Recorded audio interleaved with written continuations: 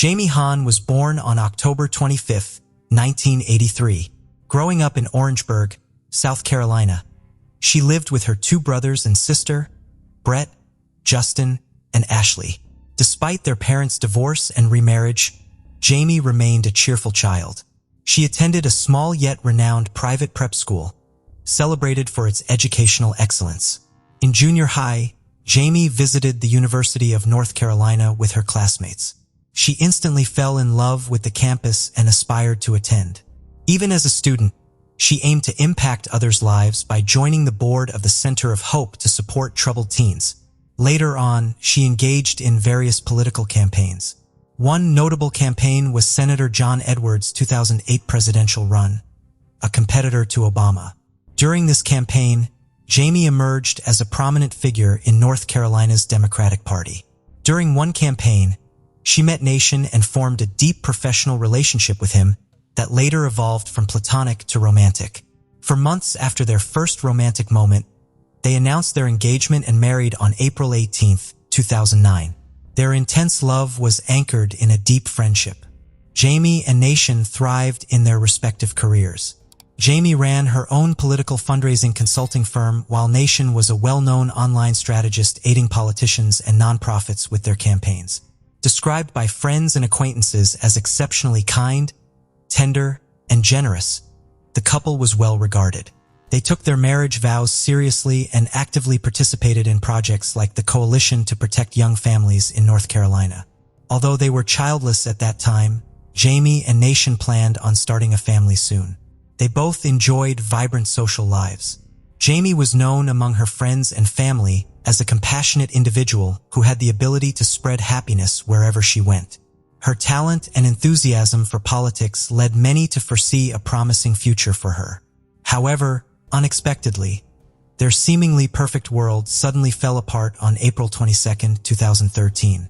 Around 5:20 p.m., Jamie frantically ran from her house and sprinted a few dozen meters before collapsing unconscious in a neighbor's yard. Her body was drenched in blood. Onlookers on the street were shocked by the scene and shouted for someone to call 911.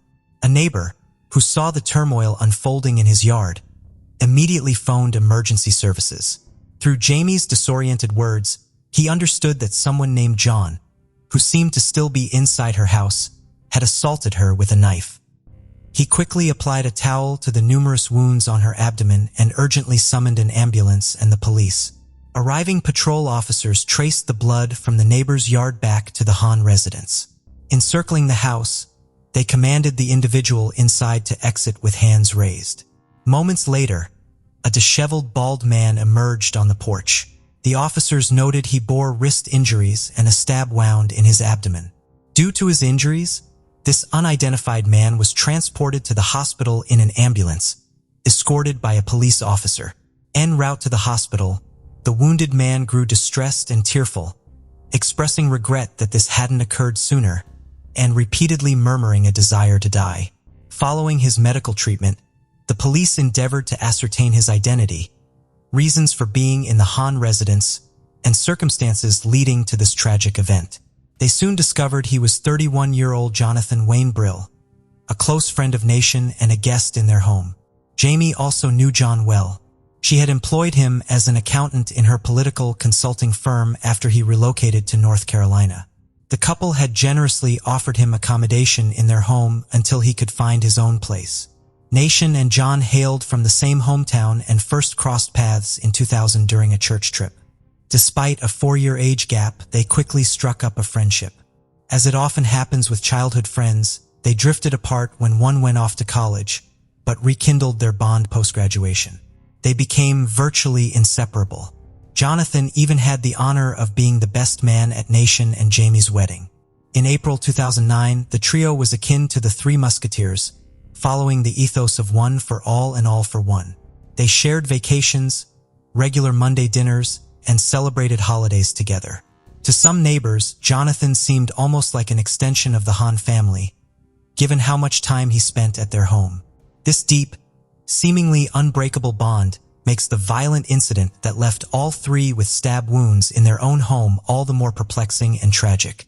Every Monday, Jamie and Nation would host their mutual friend Jonathan for dinner. On that particular day, Jonathan arrived earlier than usual with the intention of discussing recent campaign details with Jamie. The friends were deeply concerned about John's well-being, as he had confided in them about his diagnosis of pancreatic cancer, a notably aggressive and often terminal disease. The Hans, in their caring nature, accompanied Jonathan to his medical appointments and were consistently present, offering every possible support in his arduous battle for life. There was an instance when Jamie, overwhelmed with emotion, asked Nation if they should consider having a child soon, so that their future offspring might have the chance to know Jonathan. Such was their affection and regard for their friend. They wished even their yet-to-be-born child could have the opportunity to bond with him. The recent diagnosis of cancer was a harsh blow, but it wasn't the first health challenge Brill had encountered. Over the years, John had experienced multiple hospitalizations. He had once revealed to Nation that he was diagnosed with multiple sclerosis during a gallbladder operation. Consequently, the Hans invited Jonathan to live with them temporarily, offering care and support until his health improved. On that fateful Monday, Jamie and Jonathan were already engaged in work-related discussions in the kitchen when Nation arrived home and headed upstairs to change. Nation was startled by Jamie's screams calling out his and then John's name. Assuming that Brill may have fallen ill given his medical condition, Nation hurried downstairs midway. He was met with Jamie's terror-stricken voice, crying out that someone was trying to stab her. Rushing into the kitchen, Nation was confronted with the horrifying sight of his wife on the floor, bleeding profusely. John stood over her, wielding a large kitchen knife. As Brill started advancing towards Nation, knife raised threateningly, Nation froze in disbelief. How could such a nightmare unfold in mere minutes? In a desperate act of self-defense, Nation grabbed the knife blade with one hand, while striking John in the face with his other hand. Amidst this chaos, he frantically urged Jamie to run for safety, attempting to subdue a man who until moments ago was his closest friend. It seemed almost unreal. Despite her grave injuries, Jamie miraculously managed to rise from the floor and flee through the side door of their home. Once she was out, Nation, overcoming shock and tumult, pushed Jonathan aside and hurried after his wife. Outside, Jamie desperately made her way to the nearest neighbor's house for help. Unfortunately, no one responded to her urgent knocking. Summoning her remaining strength, she attempted to reach the next house, but collapsed unconscious in their yard due to her overwhelming injuries.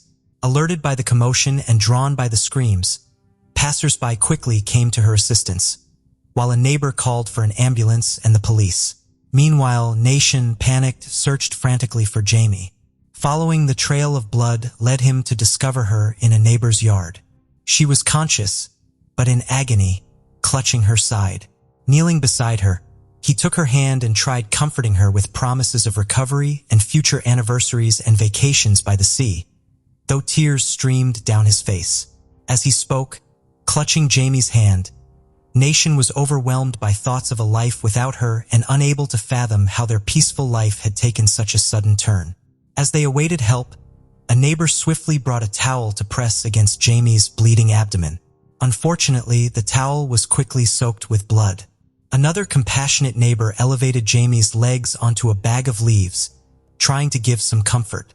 The ambulance was on its way, but to the onlookers, the wait felt endless. Even though it was only a few minutes, Jamie's breathing grew labored, a clear sign of her critical state. When the paramedics arrived, they promptly administered life-saving measures. Nation, having suffered severe cuts to his hand while wrestling with the knife, also desperately needed medical attention. Both he and Jamie were rushed to the hospital. During transport, Jamie lost consciousness and upon arrival was taken immediately for emergency surgery. Meanwhile, Nation, overwhelmed with worry for his wife and oblivious to his own pain, received stitches. He was in such shock that he repeatedly tried to enter the ICU, desperate for any updates about Jamie, but was denied access. Seated anxiously on a hospital bed, Nation was tormented by thoughts of Jamie's condition. Over a dozen stab wounds, a severed artery, and severe liver damage. His only solace during those excruciating moments was hoping and praying for her survival. By some miracle, Jamie did survive the surgery initially. But tragically, this hope was short-lived. She never regained consciousness. 2 days after this harrowing ordeal, Jamie succumbed to her injuries. The autopsy revealed a grim reality. She had sustained 24 stab wounds across various parts of her body, including her face, neck, back, hands, and forearms. However, the most lethal injuries were inflicted on her abdomen and chest, resulting in catastrophic damage to her lungs and liver. Meanwhile, Jonathan Brill had inflicted wounds upon himself and was hospitalized for 8 days to recover from his self-inflicted injuries. On Tuesday, April 30th, 2013, still needing medical attention with bandages on both wrists, Brill was transported on a stretcher to the magistrate's office in Wake County. He was formally charged with first-degree murder in the case of Jamie Hahn and assault with a deadly weapon on Nation Hahn. Due to the severity of the charges, he was held without bail at Central Prison in Raleigh. This facility was specifically chosen because it housed a hospital wing, ensuring that Brill would continue to receive the necessary medical treatment while in custody for his crimes. The tragic and sudden loss of Jamie profoundly impacted many, leaving a lingering question. Why would someone she considered a best friend commit such a horrific act, robbing her of her future? In the wake of the tragedy, speculation swirled within the community about a substantial amount of money that had gone missing during the election campaign managed by Jamie's team. Jonathan Brill, who had served as the accountant, officially ceased working for the company at the end of 2012. Despite this, he remained responsible for providing Jamie with financial details and assisting in the preparation of financial reports. It was suspected that Jamie might have discovered the missing funds, which totaled over $50,000, and confronted Jonathan about this discrepancy. This confrontation could have triggered his violent outburst. On April 22, 2013, Jamie had invited Jonathan over for their regular Monday dinner and intended to discuss the company's financial issues.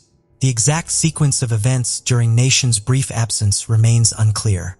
However, it is widely believed that Jamie might have challenged Jonathan regarding the missing funds during this time. As time passed, Nation's physical wounds began to heal, but emotional and psychological scars remained deep and unhealing.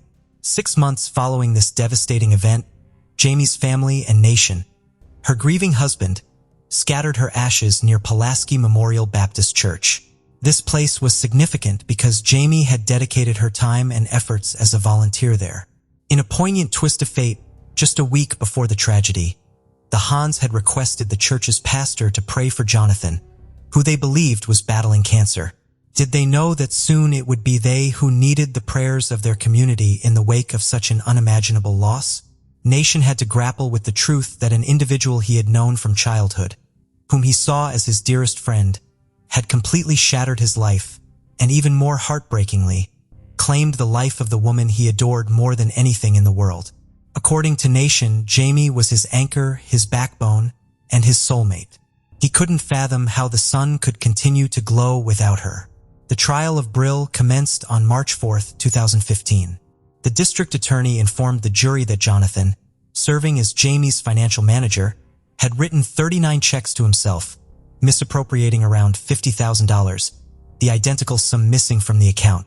To rationalize his deeds, Brill claimed various health issues, including brain impairment from multiple sclerosis, memory deficits, a gallbladder operation, and pancreatic cancer. Compassionate Jamie refrained from confronting John about such a sensitive matter during his challenging times. She tactfully sidestepped the issue, hoping Brill would identify and rectify the mistake. All seemed normal until she got a call from a debt collector. Then the district attorney unveiled a startling truth. The preceding year, the defendant's first hospitalization occurred when he was admitted following an episode at the Hahn's residence. Prior to that, Jonathan hadn't sought any medical treatment, as his health records confirmed. All along, he had deceived Jamie and Nation about his health conditions. No gallbladder operation, no multiple sclerosis, and no cancer, but merely a manifest mental disorder and something dreadful. His internet search history revealed that the man had been seeking information on pancreatic cancer and specialists in this particular field, evidently to lend credibility to his falsehoods. He also looked up cruises that could be taken without a passport. John had arranged a one-way journey to Las Vegas for April 23rd, but canceled it on the 22nd, merely 2 hours before assaulting Jamie with a knife. Jonathan admitted to the authorities that he had indeed misappropriated the campaign funds and fabricated all his medical conditions. When the Hahns escorted him to medical appointments, waiting in the car as devoted, caring friends, he merely roamed the hospital halls. In recent times, Jonathan grappled with depression and suicidal inclinations. He confessed to being tormented by voices urging him to harm others. He purchased the knife for himself, supposedly planning to use it in Vegas to end his life. Yet, he believed Jamie would confront him about the financial irregularities. When she did, he began to inflict wounds on himself. Jamie attempted to intervene, but at that point, he was so deranged and furious that he started assaulting his friend impulsively. Jonathan recalled attacking Jamie, yet parts of this episode were wiped from his memory. His lawyer and Jonathan himself realized that fully dismissing the charges was unfeasible due to the overwhelming evidence of his guilt. Still, they aimed to argue for temporary insanity to lessen the sentence. Before the jury retired to deliberate, Nation Hahn was allowed to speak. With a voice filled with sorrow, he expressed, "We lock our doors at night to block out the world's evil, but it's chilling to think what occurs when evil holds the key." He addressed these words to his former best friend. On March 19, 2015, the jury announced their decision. They ruled Jonathan Brill guilty of first-degree murder of Jamie Hahn and the attempted murder of Nation Hahn. The judge issued a life sentence without parole. Jamie's intentions were utterly pure, and her death was so senseless that even Jonathan later acknowledged in an interview that if he had been honest with the Hahns, she would have forgiven him. Suddenly, their closest friend became their worst fear. This story defies any rational explanation. Maureen Erin Fields was born November 6, 1964. She graduated from North Arlington High School in New Jersey in 1983. Her loved ones stated she was very particular about her appearance and had cosmetic nose surgery and liposuction. She also never wore jeans or t-shirts in public and never left the house without makeup on. In 2006, 41-year-old Maureen lived with her husband of 15 years, Paul Fields, in Pahrump, Nevada. She had been employed as a bank teller at the Pahrump Valley branch of the Wells Fargo Bank for 3 months. On Valentine's Day, 2006, she was very tearful at work, but did not go into any details about what was wrong. She did, however, tell her co-workers that something was going to happen. When asked if she was going to have a good Valentine's, she replied, "No." The next morning, when she didn't show up for work, her co-workers called her husband. He said they had an argument and then he thought she left for work around 8 a.m. After getting off the phone with her co-workers, he went directly to the police station. Paul later claimed that he attempted to report Maureen as a missing person when he first went to the police station, but the police wouldn't accept a report because she hadn't been missing for 24 hours. However, the police said that when Paul came to the station, he said nothing about a missing person and only asked if there had been any accidents involving a green Hyundai. On February 16th, Maureen's green 2004 Hyundai was found deserted in the Mojave Desert in California, about 20 miles from her home. It had been stuck in the sand about 125 feet off the road. Her keys were in the ignition, the driver's seat was fully reclined, and her slippers and eyeglasses were under the gas pedal. Some religious pamphlets were fanned out next to her purse, which contained her credit cards and wallet. A knotted pair of pantyhose was also there, as were bottles of prescription painkillers and an empty bottle of Xanax. Strangely, the bottle had been wiped clean of fingerprints. There was also a .22 caliber rifle in the back seat that the couple owned. On the ground nearby was a blanket stained with a small amount of blood and vomit. However, there were no signs of Maureen. Authorities initially believed Maureen wandered off into the desert and committed suicide. An extensive search of the area turned up no signs of her, and no suicide note was recovered. DNA from an unidentified male was subsequently discovered on items at the site of the abandoned car. Investigators stated they believed the scene had been staged by whoever was responsible for Maureen's disappearance.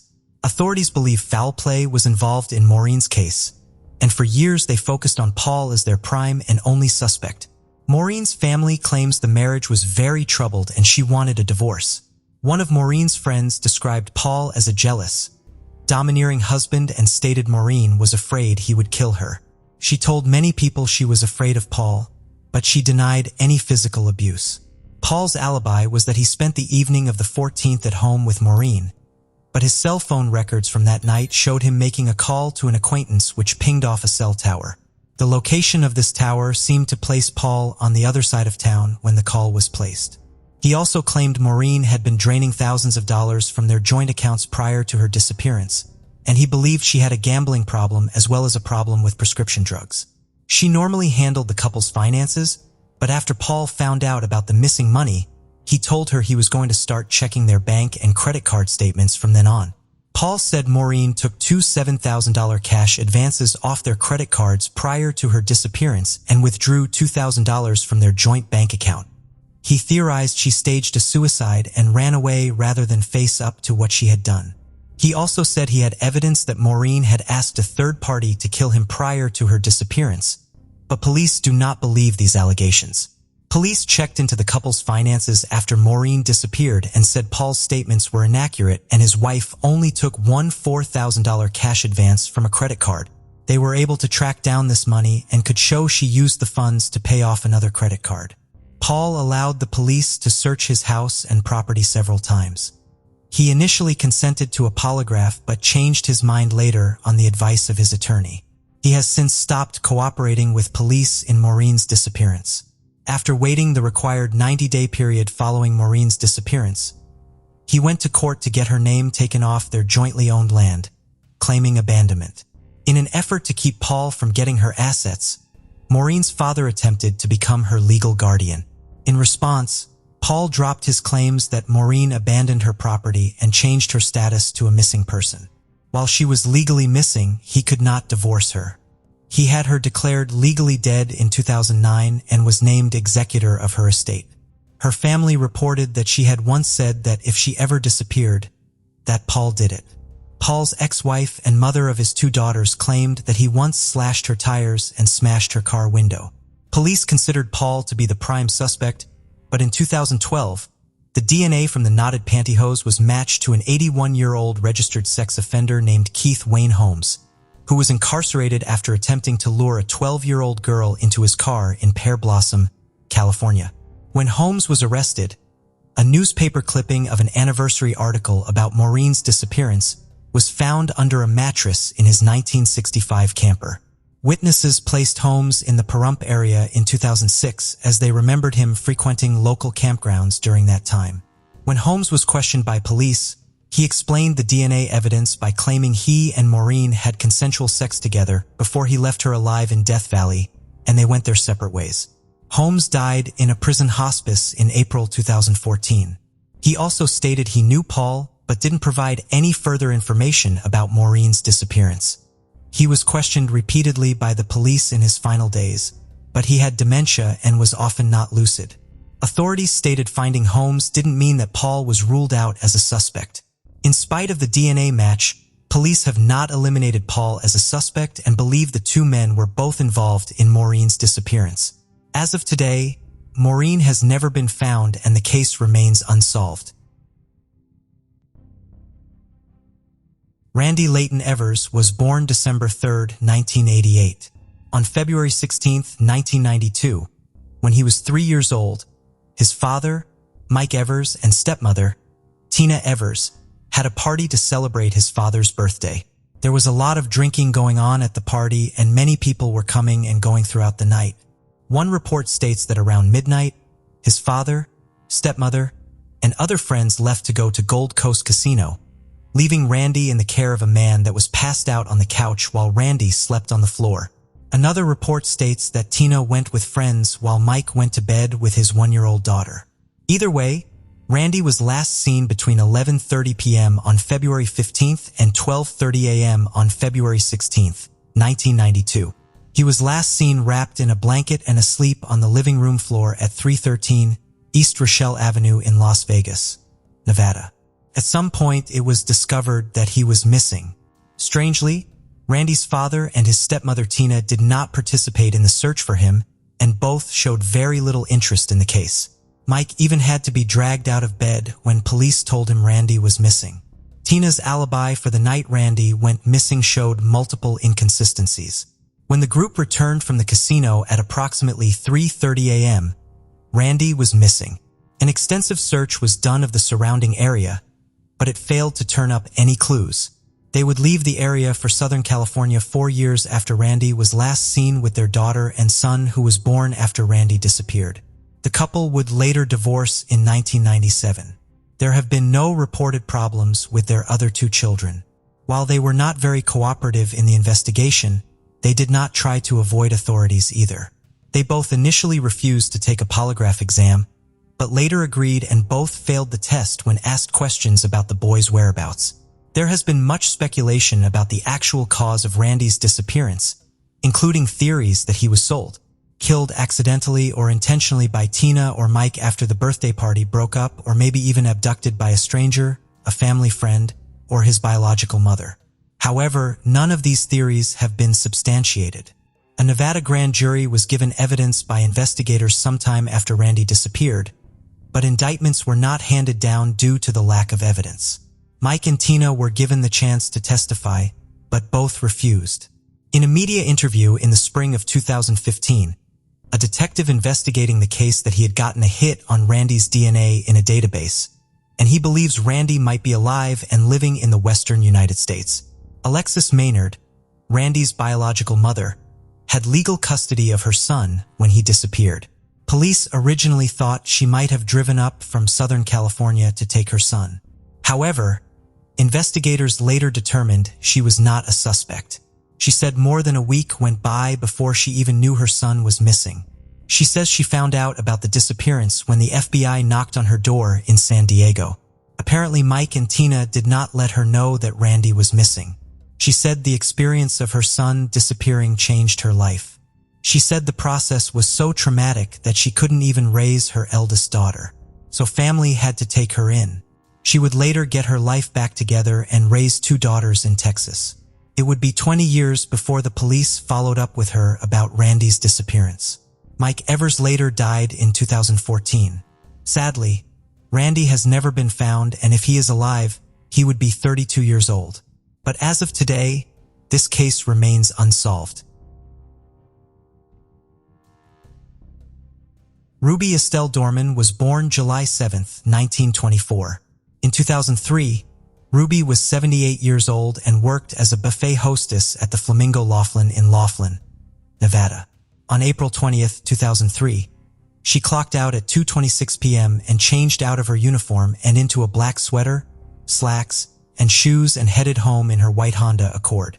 Ruby's daughter, 46-year-old Julian White, whose birth name was Juanita White, called her mother's roommate, Jane Rugy, that morning and asked for directions to their mobile home. Jane said that Ruby had already left for work when her daughter arrived, and then Jane fell asleep.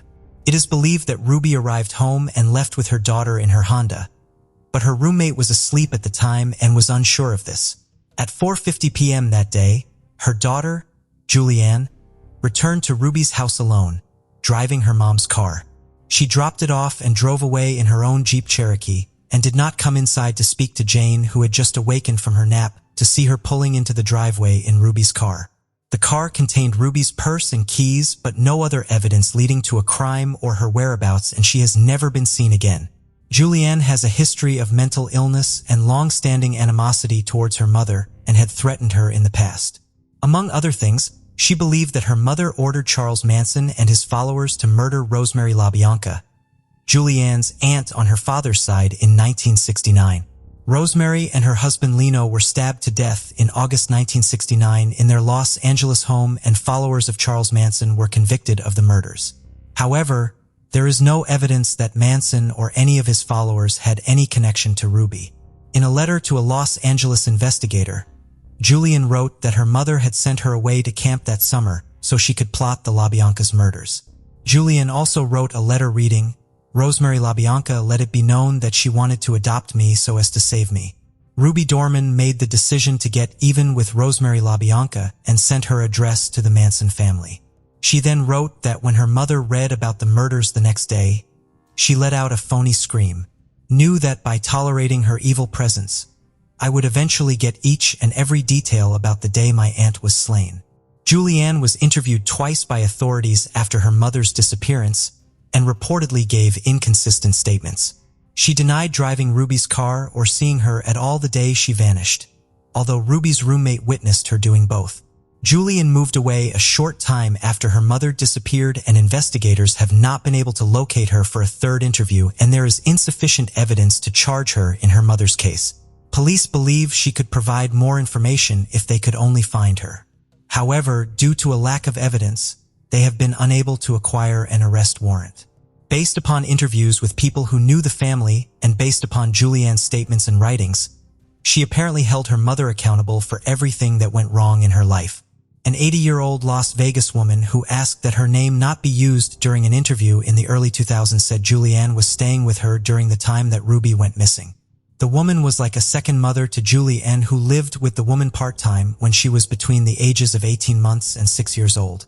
She said she remembers Julianne rambling about the connection to the Manson family during her most recent stay with her, but she tried not to pay attention. Recalling April 20th, 2003, the woman said that she didn't notice Julianne behaving any differently. She stated that Julianne stayed in her bedroom so much that she finally told her she should get herself a job. Before long, she packed her bags and moved out. She later visited the woman to see if she had any mail, and said she had gotten a job at a pickle factory. In 2002, Julianne wrote a book on Jimmy Page of the band Led Zeppelin. Investigators stated that she is divorced and is believed to be moving around the country, living off the profit of the sale of her home. Ruby was described as a very reliable person who had not missed a single day of work in 20 years prior to her disappearance in April 2003. Her credit cards have never been used since she went missing. No one has been charged in connection with her case, and as of today, it remains unsolved. A wealthy businesswoman, tired of solitude and possessing a significant fortune, met a charming anesthesiologist. He dreamed of finding his ideal partner. From their first encounter, there was a storm of passion between them. Not everyone, however, was pleased with the joy the eyes of this enamored pair. Deborah, the protagonist of our story, is a stylish, successful, and quite affluent woman. Her millions weren't luck. They were the result of her dedication and hard work. She spent years climbing in the interior design industry and eventually founded her own design firm, Ambrosia. Over 3 decades, poured herself into this venture with deep passion for her profession.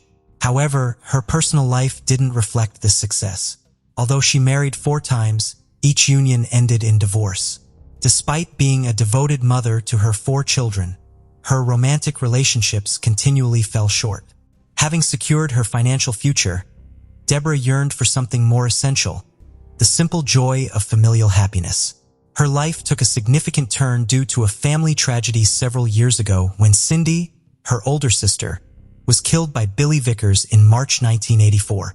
During the trial, their mother testified against Cindy and supported Billy. Consequently, Vickers received a very light sentence and spent only a few years in prison for this horrible murder. Billy and Cindy had 2 kids, and this event deeply scarred them. Following this ordeal, Deborah faced extreme anxiety and developed panic attacks, fearing firearms. Living alone for an extended period didn't help. Despite friends urging her to buy a pistol for protection, she couldn't tolerate having a weapon nearby. Deborah always took great care of her appearance and surrounded herself with beautiful things. She invested considerable time and money in skincare, makeup, and hair care at this point in her life. She owned a variety of stylish items, including Chanel jewelry, Cartier watches, denim clothing, and Gucci shoes. The only thing she lacked was a devoted partner. John Mayen, a central character in our narrative, was born on February 3, 1958 in California. He grew up alongside his sisters Karen and Donna. His father, known for his deceitful and fraudulent behavior, imparted these traits to John early in life. John became involved in deceptive schemes and fraudulent activities to make a living. Additionally, he dealt in illegal substances and used them himself, which led to multiple confrontations with law enforcement and his eventual banishment from California in 1988. John completed his undergraduate studies at Arizona State University, earning a Bachelor of Arts degree. Later on, he joined the University of Dayton's law faculty. His friends nicknamed him Dirty John, due to his ability to effortlessly attract women. John was notably handsome, standing around 6 feet 3 inches tall with hazel green eyes and thick dark hair. His engaging smile particularly appealed to women. After completing his academic journey, John met Tanya Sells, a nurse and esthetist by profession. They got married in November 1990 when she was 25, and he was 31. Their relationship was fundamentally based on falsehoods, as John kept Tanya isolated from his family, alleging their malevolence. Tanya supported her husband while attending medical school in Tennessee and helped him obtain his license as an anesthesiologist. The couple had 2 children. However, over time, their marriage began to deteriorate. Tanya discovered from John's mother and sisters that he had been deceiving her about his past. She also found his secret stash of pills stolen from patients in need, pills he himself was addicted to, which explained his temper. Tanya promptly reported this to the police. Following an investigation, John admitted to all charges, but chose to flee the state instead of turning himself in to authorities. He took refuge in a Michigan hotel where the police easily located him. John was found unconscious surrounded by empty pill containers, prompting them to summon an ambulance. While en route to the hospital, he regained consciousness, seized a medication vial, and leapt from the ambulance but was apprehended soon after. Subsequently, he received a 6-year prison sentence in Michigan for resisting arrest and illegal drug possession.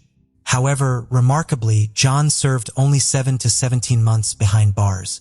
He somehow managed to have his sentence reduced and was freed in 2004.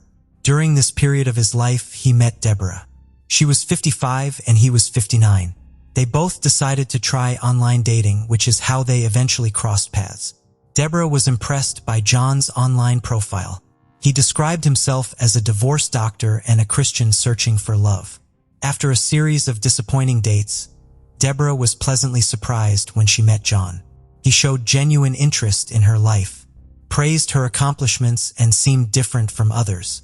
Their first date happened in October 2014 at a restaurant called Houston in Irvine, California. John's aim was to captivate Deborah, and he did so by sharing fabricated tales of his past, like working with Doctors Without Borders in Iraq. He mentioned having 2 children and owning multiple properties. Deborah envisioned him as a selfless doctor devoted to global service. John treated her like royalty, which was exactly what Deborah longed for after seeking companionship for so long. He even expressed eagerness to meet her family. His charming words made Deborah's heart flutter. After leaving the restaurant, they ended up at her penthouse. However, John overstepped boundaries that night. After a few kisses, he tried to escalate things further. Deborah felt uncomfortable with the pressure and asked him to leave. The next morning, John sought to amend his mistake. He called Deborah to apologize, explaining that he had consumed too much alcohol and couldn't contain his emotions. This admission once again raised John's standing in Deborah's eyes, leading them to continue their dates. As their relationship progressed, Deborah and John spent more time together. On their 3rd date, John declared his love and proposed. Deborah was so delighted by their companionship that she overlooked several peculiarities about him. For instance, John consistently wore well-worn medical scrubs, even at stylish events organized by Deborah, and claimed he had no time to change into more appropriate attire. Deborah was unfazed and proudly introduced him as her doctor to friends, posing with him for photos. Their bond deepened, and soon they decided to move in together. Deborah's daughter Jason, who lived with her in the penthouse, was forthright and critical of her mother's partners. She disapproved of John's unkempt appearance, finding it strange that her mother, usually dressed in Gucci, was involved with someone in dirty robes. Jacqueline also noticed John's peculiar interest in the penthouse's art, statues, and paintings, as if he were evaluating their worth. After just 5 weeks of knowing each other, John convinced Deborah they should live separately. They rented a house for $6,500 a month on Balboa Island's waterfront in Newport. Deborah paid $80,000 upfront for several months' rent, while John avoided putting his name on the lease due to tax complications. Deborah was so enamored with John that she covered all expenses herself without informing her children. She couldn't understand why they disapproved of him, as he pampered her like royalty, preparing morning coffee, doing grocery shopping, and striving to simplify her life. Deborah felt she had found her perfect match in John, and hoped that over time her children would warm up to him. Envisioning a harmonious family future, Deborah arranged for John to meet her younger daughter Tara, who was known for having a softer disposition compared to Jacqueline. Tara resided in Las Vegas with her boyfriend, and upon hearing about John over the phone, decided to meet him in person. Tara's visit coincided with Deborah and John's move into their new residence. From their first encounter, Tara felt uneasy about John. His lack of cordiality, combined with his silent, solitary efforts in moving belongings, trying to project a tough exterior, didn't sit well with her. Despite reservations, Tara was willing to give John the benefit of the doubt, yet quickly began observing some concerning signs. John didn't own a vehicle, and although he claimed to have properties in Newport Beach and Palm Springs, he never suggested relocating or even invited them to visit. John appeared to spend most of his days at home, often engrossed in video games. Just before Thanksgiving, Tara decided to snoop through her mother's boyfriend's belongings and found a nurse's certificate with his name, realizing he was not a doctor. When John found out about this, he became furious and threw a massive tantrum. He accused Tara of trying to deprive her mother of happiness, shouting that she wouldn't succeed in separating them, while Deborah just stood there listening. Eventually, there was a big argument and Tara left the house. John used the situation to convince Deborah that her children were only after her wealth. They were waiting for her demise, and thus didn't want to see her happy. On the eve of Thanksgiving, Deborah's mother Arlene, a very religious woman, arrived. John put on an entire religious act in front of her, but received another scandal instead of approval. The holiday ended in another fiasco. Subsequently, Deborah opted to seek guidance from a psychotherapist who recommended establishing limits with her offspring and pursuing a tranquil existence, a suggestion she embraced. She and John made Balboa Island their home, indulging in local eateries, strolling about, and relishing the picturesque views. At times, John exhibited youthful exuberance, capturing bare-chested selfies and sharing them with her, engaging in playful activities which rejuvenated her spirit. Deborah was immensely joyful, yet remained apprehensive about John's attire. His wardrobe was limited to aged medical scrubs, loose frayed trousers, and worn-out shirts, whereas Deborah desired her partner to be fashionably attired and complement her way of life. John claimed his finer garments were pilfered during a stint in Iraq. Hence, Deborah escorted him on a shopping spree, acquiring a complete set of high-end designer outfits for him. In early December, John accompanied Deborah on a work-related trip to Las Vegas. By this time, their acquaintance was just under 2 months old, yet they chose to marry. Deborah concealed this development from her children. On one occasion, an unknown woman managed to enter John and Deborah's residence. John seized this incident to persuade Deborah of the need for enhanced security measures. Subsequently, he set up multiple surveillance cameras within their home, which he operated via his smartphone. He extended this surveillance to his wife's office, aiming to monitor her activities. John's objective was to exert total control over their environment. Gradually, Deborah began to inquire about his family background and previous life. For each query, John had an immediate justification or excuse.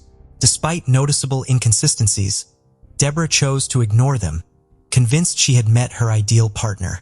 However, her children remained skeptical. Jacqueline took the initiative to investigate John's activities. Since he didn't own a vehicle, he utilized Deborah's Tesla. Jacqueline installed tracking devices on the car to monitor his whereabouts, but this surveillance didn't reveal anything significant. Then she and Tara engaged a private investigator. The detective soon returned with findings. They uncovered that John had declared bankruptcy, possessed a nursing license, but not one for practicing medicine, and had resided in Arizona, Ohio, Indiana, Tennessee, and California. One address associated with John was the Orange County Jail. When the daughters shared these discoveries with their mother, Deborah asserted that even if these facts were accurate, her affection for him would remain unchanged. In late March, a letter intended for John was received by Deborah. The sender was a former prison inmate, but she couldn't read it, as John quickly grabbed the letter from her. Initially, he accused her of mistrust with a burst of anger, then claimed it was from a pen pal whom he was supporting emotionally. Deborah felt uneasy about this explanation. The following day, with her husband away on work, she decided to sift through his belongings. This search unveiled startling truths about the man she had wed. She discovered that John was an ex-nurse anesthetist who had succumbed to an addiction to pain medication, leading to his arrest and the collapse of his professional life. Additionally, Deborah uncovered evidence of his history as a swindler. Court records revealed that John had previously cheated and stolen from numerous women. He stumbled upon some court files online. They included a search warrant for his storage unit. Inside the unit, authorities found a .38 caliber handgun, bullets, a GPS tracker, syringes, and other suspicious items. That was the moment Deborah realized John's true identity. He was a dangerous individual and an armed felon. He had several restraining orders against him from different women. Most alarmingly, she discovered he had been released from prison on October 8th and met her just days later. Feeling overwhelmed by these revelations, Deborah examined the documents meticulously. She felt both shocked and scared. She realized the potential danger John posed to her and her children. Choosing to act normal temporarily, Deborah waited for the right moment. When John left for the hospital due to back issues, she seized the opportunity. With her family's help, she moved out during his absence. During the packing process, they found more documents belonging to John. These were prints of online comments from other women warning about him. They described John as persuasive and adept at deception. They cautioned others not to be swayed by his attractiveness and charm. Convinced of his instability, Deborah decided to end their relationship and leave. Despite her decision, John kept messaging her, pleading for her to visit him in the hospital. Overcome with guilt, Deborah relented. By June 2015, John had successfully persuaded Deborah to reconcile with him. He offered many justifications for the oddities found among his possessions. He admitted he had hidden his past because he believed a woman like her wouldn't have noticed him otherwise. For this reason, he pretended to be a doctor to impress her, and now implored her help in rehabilitating and salvaging his life. Still enamored with him, Deborah granted him another chance. They relocated together to a new apartment in Irvine. However, this decision deeply troubled her children, leading the couple to maintain some distance from them temporarily. By March 2016, the couple had been married for a year already. For 3 months, Deborah helped John recover from his addiction. However, she was deeply distressed because her entire family disliked him, especially Jason. This animosity was mutual. Matters escalated to the point where her husband forbade Deborah from seeing her daughter. When John discovered that Deborah was paying for Jacqueline's real estate lessons, he reacted spitefully. He called the school to slander Jacqueline in front of her teachers and wrote her threatening and indecent messages, insisting that her mother no longer wanted anything to do with her. He even threatened that one day he would come and harm Jacqueline. It became evident that while John appeared to be recovering, his malevolence and cruelty were intensifying. By April 2016, Deborah's patience had reached its limit, prompting her to file for divorce. She sought a peaceful dissolution of the relationship and began gradually withdrawing money from her bank account for safekeeping. Unfortunately, she kept $30,000 in a hiding place in one of the lower drawers at home. When John discovered this money, he asserted that it belonged to him as well. Realizing that divorce proceedings were imminent, John started showing more aggression. Sensing the danger, Deborah knew it was time to flee. She took some cosmetics and work items and moved to Jacqueline's apartment in Irvine. a location she felt safe due to numerous surveillance cameras around the complex. Deborah attempted to obtain a restraining order. However, the Orange County judge denied her request since there was no immediate threat. John lived in another state and hadn't made any direct recent moves against her. With little recourse, she focused on breaking off the relationship and moving on. After the separation, John relocated to one of Deborah's properties in Nevada. He repeatedly tried contacting her, but she consistently ignored his calls. Then things took a drastic turn on June 11, 2016. That day, as Deborah drove her Jaguar to work, an alarming incident occurred. Her car was stolen from the parking lot while she was at the office. The vehicle was soon found only about a block and a half away, drenched in gasoline, but not set on fire, resulting in only minor damage. Security footage from the area clearly identified John Mayen as responsible for the theft attempt, a stark reminder of his continued threat and volatility despite living in another state. On the evening of August 20, 2016, Tara came home from work and parked in the lot. As she got out of her car, John suddenly appeared. He attacked her with a knife, trying to drag her back into the vehicle.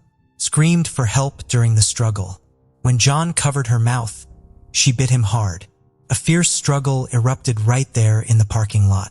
Tara, wearing heavy boots, managed to kick her assailant and knock the knife from his grasp. Seeing a chance, she grabbed the knife and repeatedly stabbed John. She delivered 13 wounds, with the last stab piercing his eye. Trembling with shock, Tara was fortunate that a neighbor saw her and came to help with a towel for her injuries. The neighbor also called the police.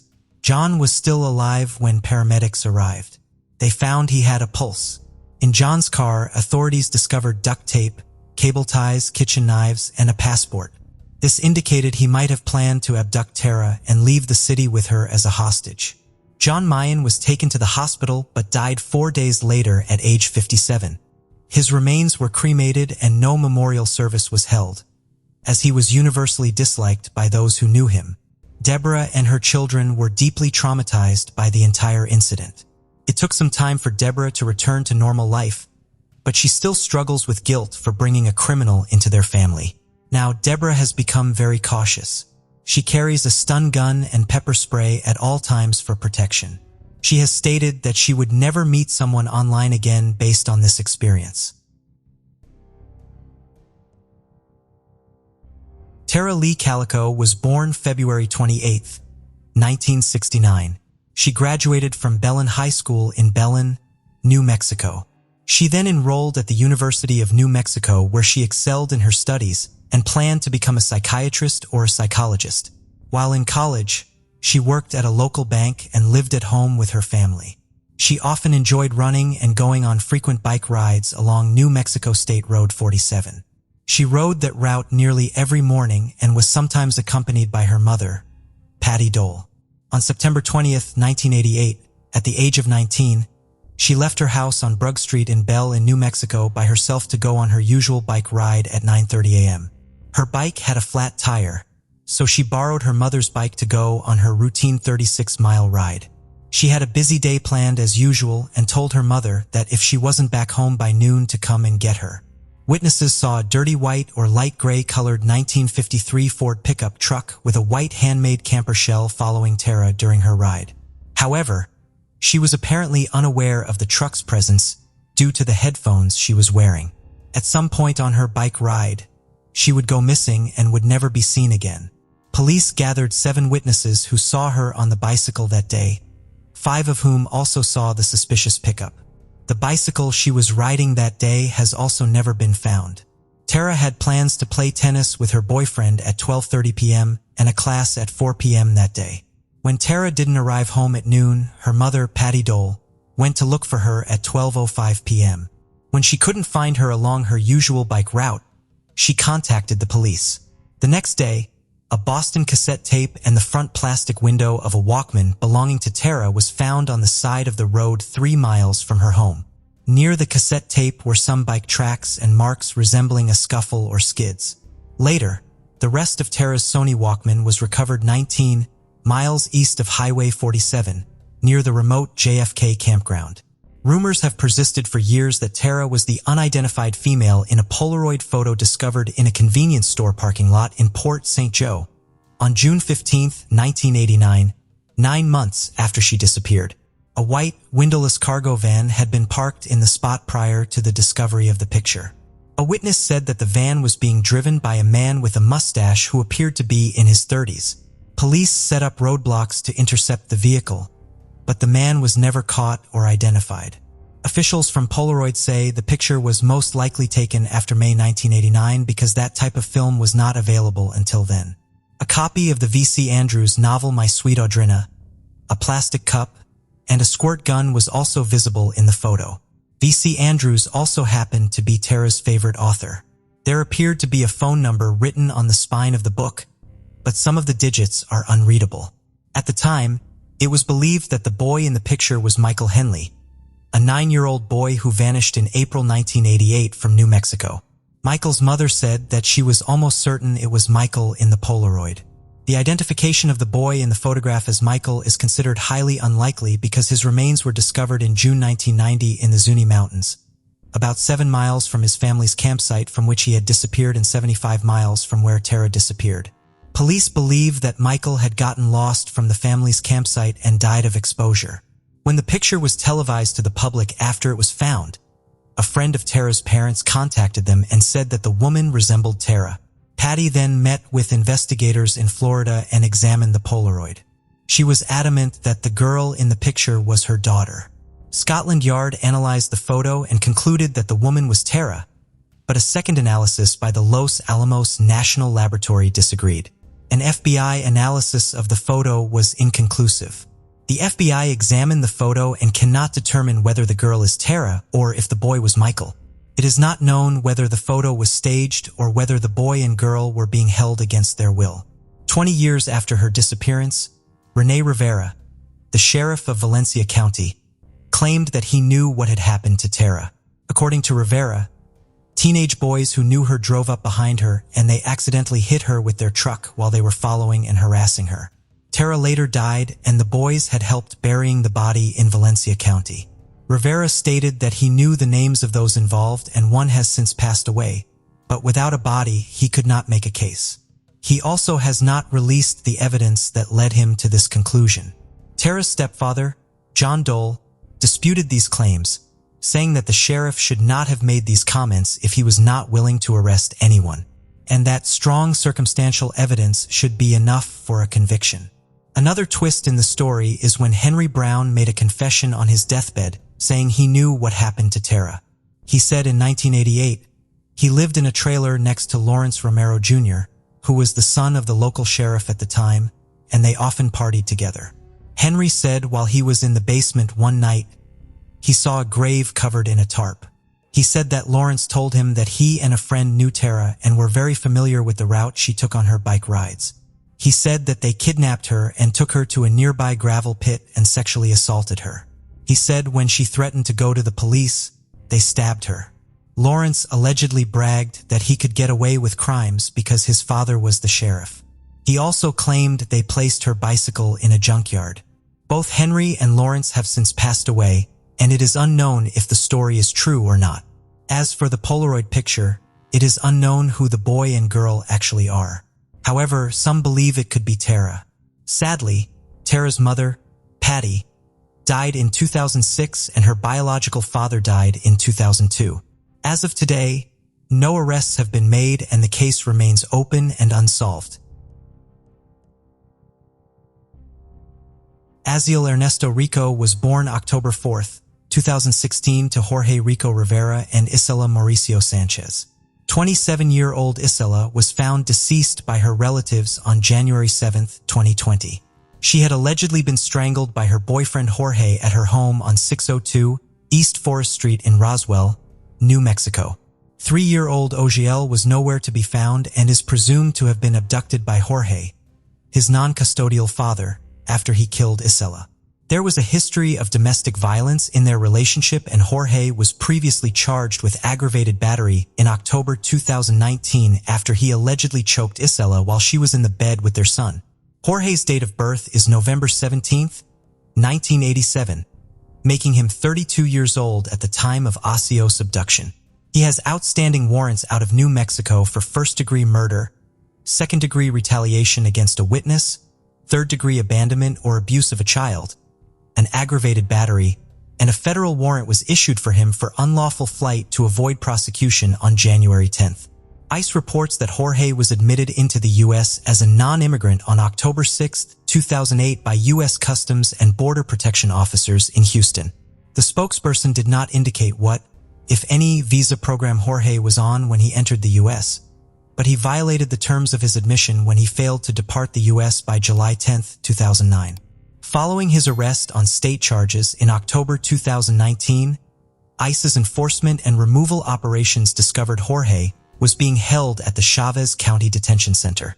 ICE officers then lodged an immigration detainer with the detention center to hold him until they could take him into custody. Jorge was transferred into ICE's custody the same day and served with a notice to appear in court. He was later released from ICE's custody on an order of reconnaissance based on humanitarian grounds. Therefore, at the time of the murder of Azella and the disappearance of Ocio, Jorge was in the U.S. illegally. It is believed that Jorge fled to Mexico with Ocio. Jorge was born in Mexico and has family members in the states of Zacatecas and Jalisco. He may be traveling in a maroon 2003 GMC Yukon SUV with a turquoise New Mexico license plate reading MNF 231. The FBI is offering a reward of up to $10,000 for information leading to the apprehension, arrest, and/or extradition of Jorge Ernesto Rico Rivera. There continues to be an active Amber Alert for Ocio, and as of today, he remains missing. Jean Johnson was born January 14, 1949. On May 27, 2019, she had been watching a friend's dog at her home on Tauhee Road in Capitan, New Mexico, while her friend was away on a trip. Jean's daughter, Heidi, would receive a photo from her mother of her and the dog. Sadly, this would be the last photo of Jean that Heidi would ever receive. Heidi did not hear from her mother the following day, and she never dropped the dog off at her friend's home like she was supposed to. The next day, when her friend called Heidi and told her that Jean did not drop the dog off the day before, she became very concerned and went to her mother's home to check on her. When she arrived, she found the gate to the driveway locked. Jean's car was parked in the driveway with her purse and cell phone inside. The front door to the residence was found slightly opened, but everything inside appeared to be as normal. However, there was no sign of Jean, but her friend's dog was there and had had several accidents inside the house. The police immediately searched the area near Jean's home with helicopters and drones, as well as on foot. Also organized searches for her mother on foot, ATV, and on horseback throughout the Capitan area. The only thing that appeared to be missing was a .357 pistol, which Jean kept in her home and only brought out if she got scared. She used it for protection from both potential intruders and from wild animals such as mountain lions in the remote area where she lived on 10 acres. A silver alert was issued due to her age, and her son stated that she had recently gotten lost but found her way back home within a couple hours. The missing gun led authorities to suspect suicide in her disappearance, but they discounted this theory when someone turned the gun into police 2 months later. It is not publicly known where the gun was found or who turned it in. However, other reports state that the gun was initially located in a pouch on top of laundry that she was planning on taking to her daughter's home. It is unclear why there are conflicting reports about the gun. An extensive search of her property turned up no indication of her. According to her daughter, although she was occasionally forgetful, she had no history of wandering away. She enjoyed a quiet, simple life, gardening and spending time with her children and grandchildren. She lived alone, had only a few friends, and had not dated anyone since her husband passed away 7 years earlier. She still wore her wedding band and kept her husband's ashes in a pendant around her neck. After months without answers, Heidi turned to psychics. Several psychics told her that her mother was buried a bit off the road, but one psychic specifically told her that Jean is buried on private property in Alamo Grotto beneath an Afghan pine tree, and the property owner is unaware of the body being buried there. It is unclear if this property was ever searched. It is also unclear if Jean met with foul play, got lost, or was harmed by a mountain lion. As of today, Jean remains missing and this case remains unsolved. Max received an urgent call from his close friend, Jonathan Hoffman, on May 18, 2012 at 5 p.m. Both were seniors at Farmington Central High School in the affluent West Bloomfield area near Detroit, Michigan. Their friendship began in 9th grade during an English class and was sparked by a mutual appreciation for Tupac, one of the most influential figures in American hip-hop. Jonathan confided in Max that he had recently failed court-mandated drug screening. He had been on probation since authorities found a prohibited synthetic substance in his vehicle 2 months earlier. Jonathan expressed concern over his grandmother Sandra's intense anger towards him. At 17 years old, Jonathan had been living in his grandparents' apartment for 9 months following his parents' divorce and their relocation to Arizona. Initially, Jonathan went with his parents to Arizona. However, shortly after their arrival, the family was dealt a severe blow when his younger sister Jessica was diagnosed with a benign brain tumor. This necessitated multiple surgeries and ongoing medical care. Adapting to a new school while coping with his sister's health issues left Jonathan feeling unhappy and despondent. Jonathan was overjoyed when his grandmother Sandra suggested he return to West Bloomfield and stay with her until he completed high school. The prospect of reuniting with friends and familiar surroundings excited him. Nevertheless, not everyone approved of the arrangement between Jonathan and his grandmother. Jonathan's father, Michael, a prominent attorney for many years, had observed some disconcerting traits in Sandra's personality. 74-year-old Sandra Lane, a retired educator and mother of 5, could be exacting and stern. While she cherished her grandson deeply along with her 85-year-old husband Fred, the situation presented its challenges given the teenager's yearning to reconnect with friends during what should have been a stable final year at Farmington Central High School. Jonathan's father eventually conceded, allowing him to thrive once again at Farmington High School. There, he was recognized as the class clown, an exceptionally intelligent student and a tech whiz.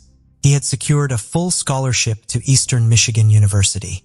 His peers saw him as a spirited, cheerful, and optimistic individual. That's why Jonathan's call to Max caused such alarm. He didn't sound like himself.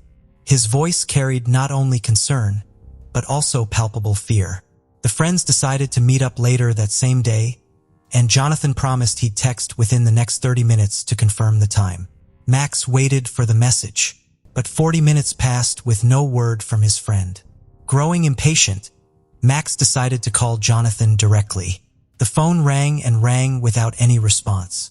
Unbeknownst to him at the time, Jonathan would never be able to reply again. Just before this incident, around 5:20 p.m., the West Bloomfield Township Police Department received an emergency call from Sandra Lane's residence, Jonathan's grandmother's home. The young caller informed the dispatcher he had been shot and struggled for breath over those 3 minutes. He begged for help, stating that he was on the brink of death. The assailant had already fled the scene without seeking aid. The subsequent events were even more horrific. The emergency dispatcher listened as Jonathan frantically called out for help before several gunshots rang out again. His screams of pain were followed by faint words that he was dying. Then came a short silence before a woman's scream echoed through the line, leading to an eerie quietude. By about 5:30 p.m., West Bloomfield police arrived at Sandra Lane's condo in the serene Maple Point gated community, a neighborhood known for its low crime rate and predominantly inhabited by retirees. A resident had reported hearing gunshots in this typically peaceful area. As officers disembarked from their vehicle onto the neatly kept lawn, they headed into what would become one of their most chilling calls yet. Another gunshot reverberated from within the residence. Before the officers could make their way inside, a woman appeared at the front door, the officer's instructions to disarm herself. She was a small, elderly woman with fading red hair, her clothes spattered with blood. With her hands raised in surrender, she informed the officers that she had just taken her grandson's life. This revelation stunned the officers, yet it paled in comparison to what awaited them inside. As they entered the condo, the officers were confronted with a ghastly scene. Blood and smudges were present in nearly every room. Bullet impacts marred both walls and furnishings, and empty shell casings littered the ground. Near the entryway lay a discarded 9mm Glock 17 semi-automatic handgun. Subsequent forensic analysis would uncover additional magazines for the firearm hidden within the residence.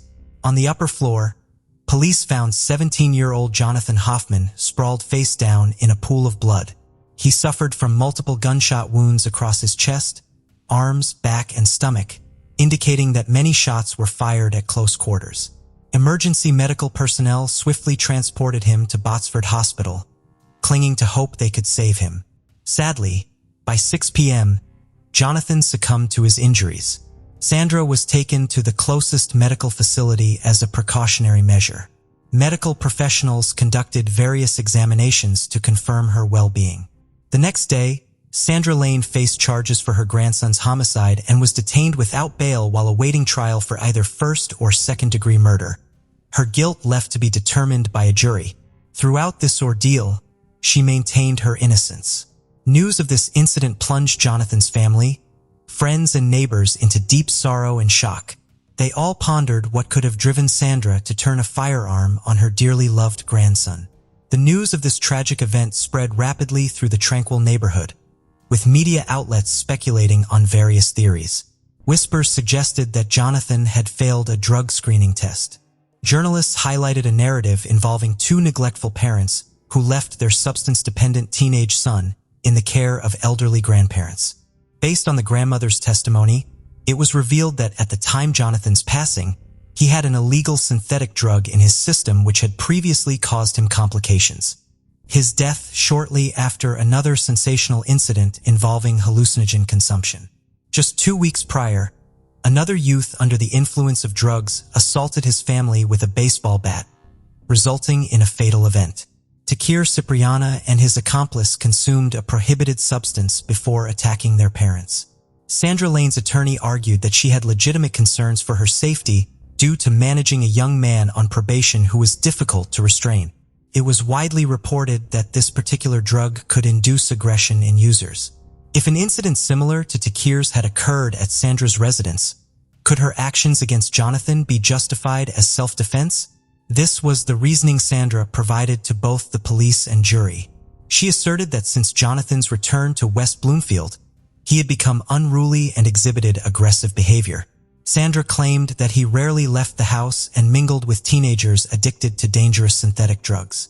Sandra also stated that Jonathan's parents did not inform her about his addiction before his arrival, and showed little concern for his activities during his stay. Michael, Jonathan's father, was portrayed as having abandoned him. Jonathan frequently had fits of rage, destroying objects and damaging furniture in his room. When upset or during disputes, he would lash out, even breaking his own possessions like his computer monitor and phone. Authorities confirmed that Jonathan had a history with illegal substances. On March 17, 2011, he was apprehended and penalized for possessing hallucinogenic drugs. Subsequently, in court, he received a 93-day deferred sentence, along with a year of probation and the requirement for random drug screenings related to these substances. Jonathan's acquaintances shared with law enforcement their concerns regarding his drug habit and their efforts to redirect him away from it. Sandra exerted considerable effort to assist Jonathan in reforming his ways, focusing on his academic performance and adhering to her guidelines. Nevertheless, he resisted these attempts, displaying defiance, erratic behavior, and occasional aggression. Fred confirmed that from the moment Jonathan arrived, there were continuous and intense disputes between him and Sandra. She even contacted the police multiple times due to Jonathan becoming utterly unmanageable. She sought assistance from the school as well, but all efforts proved futile. Sandra recounted an incident where Jonathan, under the influence of drugs, lost complete control. This situation necessitated hospital staff to restrain him to a gurney. The elderly woman implored his parents for help. However, his father remained indifferent and did not return to Michigan. Gradually, Sandra began fearing for her safety. She confided in her husband about her concerns regarding their grandson and his disreputable associates. In a bid for self-protection and to safeguard her elderly husband, feeling cornered with no other option, Sandra acquired a Glock 17 pistol for defense in case Jonathan or his friends became aggressive. On the critical morning of May 18, 2012, took Jonathan for a drug test that returned positive for illicit substances. Jonathan was instructed to undergo another test later that day. Upon receiving another positive result, he became furious while in his grandmother's vehicle. He resorted to swearing violently, kicking the dashboard and at one point seizing the steering wheel, compelling Sandra to halt the car multiple times. Jonathan even attempted to snatch the car keys at one juncture. Upon their return home, confrontation intensified. Apprehensive that he might be incarcerated, Jonathan decided to flee immediately to Arizona. He demanded $2,000 and the car keys from his grandmother. She complied with neither request. When Grandpa Fred took the dog for a walk, Sandra felt overwhelmingly frightened and attempted to pacify the teenager, to no avail. She retreated to her bedroom and retrieved the loaded pistol, hoping it would compel her grandson to heed her words, or at least acknowledge her presence. Upon returning upstairs to Jonathan's bedroom and finding him in the bathroom, instead of heeding her, the boy hurled insults, kicked her in the abdomen, and struck her on the head. A struggle ensued during which Sandra discharged the firearm. She then fled to the basement in a state of panic, seeking refuge. After a while, she ventured upstairs to check on him, only for her grandson to assault her once more, attempting to wrest the gun away. In the ensuing she shot again in self-defense.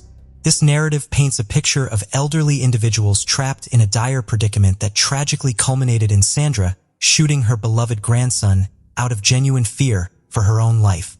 However, questions remain as to whether Lane's account is entirely accurate. As the investigation deepened, a contrasting narrative began to surface, one that was still tragic but considerably more concerning. Initial claims by Sandra regarding Jonathan's alleged violent nature didn't align with the experiences of those who knew him personally. Contrary to portraying him as aggressive, interviews revealed that at school, Jonathan was known as humorous and peace-loving. He was always quick to diffuse conflicts with his humor and intelligence. Friends also testified that they hadn't observed any recent changes in his demeanor. Furthermore, Jonathan was described as having a very lean build, standing at just 1.67 meters tall and weighing merely 50 kilograms, hardly fitting the profile of a physically intimidating person. His stature was notably similar to his grandmother's. It appeared that instances of Jonathan's so-called rage were exclusively reported by Sandra, a claim now met with skepticism. Fred, Sandra's husband, acknowledged witnessing heated arguments between his wife and grandson. Despite being present at home almost all the time, there was never any physical violence. Sandra played a key role in overseeing Jonathan's education, establishing strict expectations, which the teenager had difficulty meeting. Fred even suggested sending Jonathan back to his parents in Arizona. However, Sandra rejected this proposal, contradicting her claim that the boy was unmanageable under her care. Jennifer, Sandra's daughter, told the police that during the 9 months Jonathan stayed with his grandparents, he maintained daily communication with her and visited them monthly. Throughout this period, Sandra never reported any issues between her and Jonathan, nor did she express feeling overwhelmed by his presence. When Jennifer learned about Jonathan's legal troubles involving illicit substances, she discussed possible solutions with her mother. She considered either rehabilitation or sending him back to Arizona. Sandra convinced her that she could handle the situation independently. Reluctantly, Jennifer agreed to leave her son in her parents' Warwick custody, a decision that would later prove tragically significant. Authorities were summoned to the Lane household on 2 occasions. The first call came in March 2012, when Jonathan himself dialed emergency services. He was distressed after consuming magic mushrooms and experiencing severe paranoia, fearing for his life. Upon arrival, police noted that he showed no aggression but was terrified upon seeing them. He eagerly embraced one officer before being secured to a stretcher for his protection and transported to a medical facility. Just 4 days after this incident with magic mushrooms, Sandra Lane reached out to 911 again. She reported that her grandson was enraged and attempting to flee, while Jonathan informed the dispatcher that his grandmother was forcibly trying to confine him in her vehicle. When officers arrived, they encountered Jonathan vocally berating his grandmother. The law enforcement officials then proposed intervening with the irate youth. Sandra opted to handle the matter herself. This episode was recorded in the police files as a routine verbal dispute between a guardian and a child, which was settled amicably. However, for the detectives leading the investigation, this case increasingly seemed less about a rebellious teenager spiraling out of control and more about a woman enforcing her authority over a defiant child. The hearing on April 12th regarding the possession of prohibited substances and subsequent probation had evidently enraged Sandra. She believed she could discipline her grandson effectively. Up until that point, Sandra had been resolute in steering Jonathan onto the correct path. Yet, as graduation neared and her opportunities dwindled, this mission began to look like a failure. In that moment, Sandra faced many choices. She could have contacted her daughter or sent Jonathan for rehabilitation. Instead, she acquired a semi-automatic pistol and took several shooting lessons at a firing range. Determined to prevail in this conflict and assert control over her unruly teenage grandson at any cost, for days after Jonathan was placed on probation, Sandra Lane applied for a license to carry a firearm. On April 18th, she purchased a 9mm Glock, explaining to the store owner that she needed it for home protection. She chose a weapon intended for lethal force, along with ammunition, containing expanding bullets designed to inflict maximum damage. After buying the pistol, Sandra trained at the nearest shooting range until she felt proficient in handling it. She kept her newfound expertise hidden from her husband, who remained unaware of the gun's presence in their home. He was quite taken aback when he discovered how much his wife had managed to achieve covertly. On the fateful day of May 18, 2012, Sandra and Jonathan returned home at around 5 p.m. Sandra then requested her husband, Fred, to take their dog for a walk and insisted that he remain outside until she gave him permission to return. Their outdoor time extended for so long that both homeowner and dog grew weary. They ended up sitting together on the grass watching a basketball game. As Fred Wayne, the grandfather of the deceased high schooler, recounted during an interview when they heard police sirens, he failed to grasp the situation. Why did Sandra want Fred to leave them? It seemed less like the action of a woman fearing for her life, and more like someone with a plan, intent on carrying it out without interference or witnesses. If Jonathan was as agitated as described by his grandmother, it's unlikely Fred would have left them alone. However, more compelling evidence against Sandra was yet to come. At that same time, at 5 p.m., Jonathan was talking with his friend Max about their evening plans. Max informed the police that Jonathan's tone wasn't angry or excited. Instead, he sounded frightened. He was worried about failing a drug test and anxious about his grandmother's reaction. Jonathan mentioned that Sandra was so furious she threatened to send him back to Arizona. Sandra claimed her grandson violently assaulted her, striking her in the head and abdomen before she discharged the firearm. Medical personnel from the nearest hospital examined her immediately after the incident, but found no injuries or bruises. Ballistic evidence revealed Sandra fired the weapon more than 10 times throughout various locations in the house. 6 bullets struck Jonathan. 2 shots were aimed at his back, indicating he attempted to flee from Sandra. Another shot struck him in the abdomen while he was wounded and conversing with a 911 dispatcher. The police were convinced it was Sandra chasing Jonathan, not the other way around. The grandmother sought to punish her grandson for his perceived wrongdoing while he sought refuge. At some point, she descended to the basement to reload her pistol, likely when Jonathan ascended to his bedroom to call 911, and subsequently returned, shooting him at close range while he lay on the floor bleeding. The final conclusive blow against Sandra's claims of self-defense came from the toxicology report. According to the report, at the time of the shooting, Jonathan's bloodstream didn't contain any prohibited substances. Only a metabolite of a harmful drug was identified in his urine. The forensic examiner clarified that the residual traces discovered in the urine indicated that all substances had left his body and had no impact on Hoffman's behavior. In other words, Jonathan was entirely lucid when Sandra opened fire on him. Consequently, the jury dismissed the defendant's self-defense claim. On March 19, 2013, Sandra Lane was convicted of a serious crime against her grandson, Jonathan Hoffman. Prior to sentencing, the elderly woman expressed regret for her actions, pleading for understanding. She claimed that her intention had not been to take the teenager's life, but rather to help him resolve his issues together. Meanwhile, her daughter Jennifer urged for the harshest punishment for her mother. She asserted that Sandra Lane was utterly malevolent and would undoubtedly repeat her actions if given the opportunity. Jennifer depicted her mother as a monstrous and obsessed individual fixated on academic achievement. She firmly believed that everything Lane had stated in her statement was falsehoods. She concluded by stating that her son now resided in heaven, a place where Sandra would never have access. Lane received a minimum sentence of 20 years in addition to a mandatory 2-year term for utilizing a weapon in the commission of manslaughter.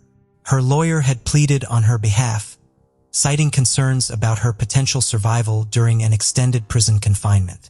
Jonathan's funeral occurred on May 22, 2012, with approximately 700 people who had known and cherished the young man in attendance. They fondly recalled moments spent with him and cherished him as a cheerful individual who never failed to bring laughter to those around him. As a grandson, Jonathan fell short of his grandmother's expectations, ultimately leading her to conclude that he did not belong in this world. Vincent Palmieri, who lived in Staten Island, New York, was a 35-year-old man that vanished around May 1, 1972. He married his childhood sweetheart and the couple had 9 children together. His wife, Annette, filed a missing persons report on May 5, 1972. During the search for him, they would find his abandoned car at the JFK Airport in Queens, New York.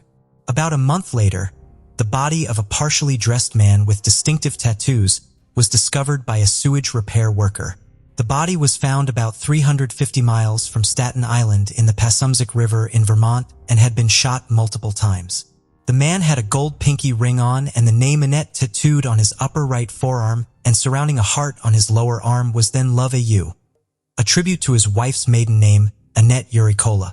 It turned out to be Vincent Palmieri, but it would take 35 years to identify him and another 10 years before his family was connected to him.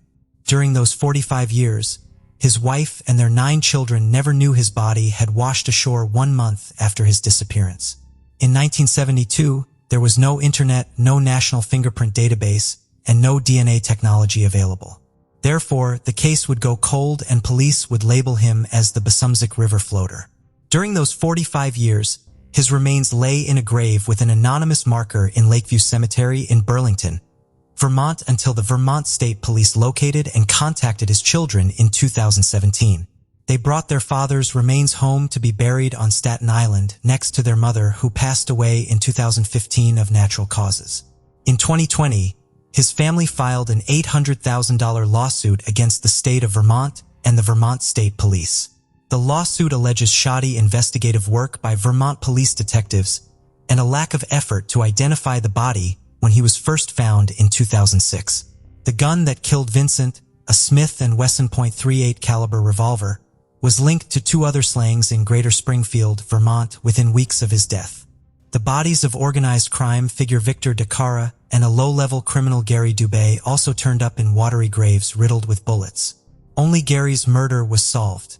Francis Soffin, a notorious outlaw and bank robber who died in prison in 2015, pleaded guilty in 1973 to killing Gary and another man, Stephen Perot.